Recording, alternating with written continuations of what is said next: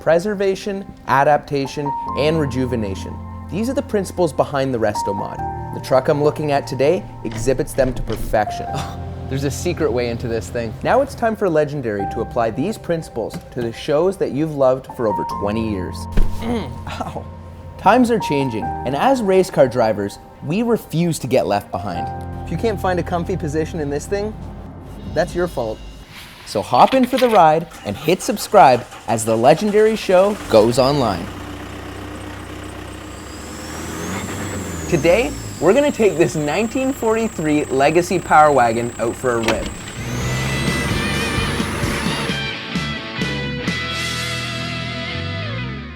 So I'm familiar with this truck. I mean, I actually drove it on the Legendary show a couple years back. We sold it to a customer. The guy bought it, drove it for a year, short attention span, wanted something new, sold it back to us, and I was supposed to go film a YouTube video today, obviously, and it snowed. This is the only thing in the showroom that I can drive. So I thought I'd see how it drives in the snow. These trucks are built out of Jackson Hole, Wyoming. The guy just kind of finds these barn finds and builds all these trucks kind of one-off for customers. And they do a full ground-up restoration, probably nicer than you'd see most guys do one just on a stock Power Wagon. Looking at the Power Wagon's restoration quality, the thing is obviously over-restored.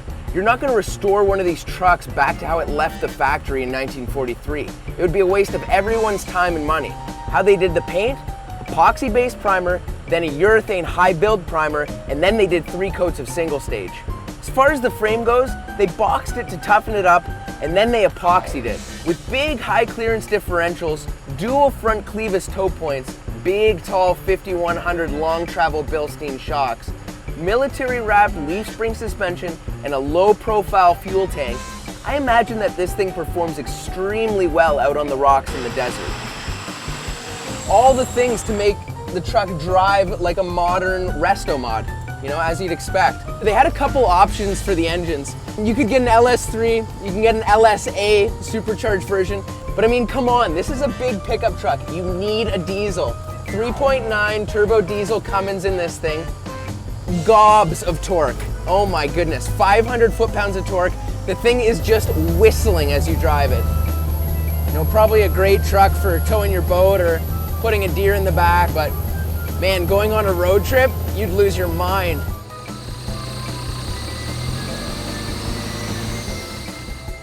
All right, my dad said, he said, go and do donuts in the field. I didn't tell him how bad it was gonna rip up the lawn, but figure it's better to ask for forgiveness. All right, let's go. Oh, he's gonna be pissed. The lawn is getting torn up.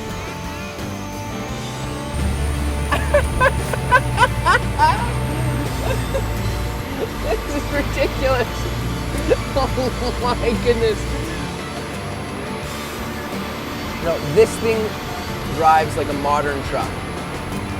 This is not a 1943. Instrumentation on this thing, unbelievable. I mean, the vintage air conditioning, that's my favorite part of it. So classic, looks like I'm in a fighter jet. Alpine radio, no one uses CDs anymore. I mean, is that period correct? Everything else is beautiful, you know, awesome wheel, you know, flickers. It looks like a freaking hot rod. They finished the interior, very nice, comfy leather seats.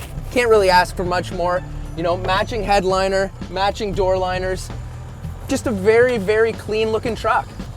I think they actually insulated it with a 1943 spec cab, you know, with no insulation. 1, it would get cold in here. 2, it would get hot in here in the summer. And 3, it would be loud in here. Right now, pretty quiet. All I can hear is the turbos whistling. Looking at the value of these trucks, Legacy has built up a name for themselves, so much so that there's a waiting list to buy one of these things new. The cost to build these things just keeps going up every year. So now you're looking at just a base cost of 200 grand plus. The used vehicles get dragged up every year too. So while this investment's not gonna make you rich, you're definitely not gonna lose the farm either.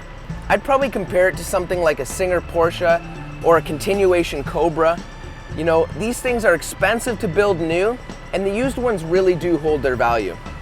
Driving the truck on the street, really not that bad. I mean, the thing wanders a little bit, but it's a big off-road truck. Does it do good donuts? Absolutely it does good donuts. But what this truck was really built for was work and some off-road capabilities. With this big, worn 16,500 pound electric winch on the front, should be able to tow you out of most trouble you could get in. So I just hooked this thing up and I figure I'm gonna just drive in reverse. What an absolute unit. As many of you will know, the late Tom Natchew would ask the question now, do you need a truck like this? The answer? No. No one needs a truck like this. But do you want a truck like this? If you've got over 10 acres, or you just want to make all your big truck friends look like city slickers, yeah, you want a truck like this. Thanks for watching. Be sure to drop a like and a comment now to help our channel get seen. Hit subscribe and check out our other videos for more legendary motor car.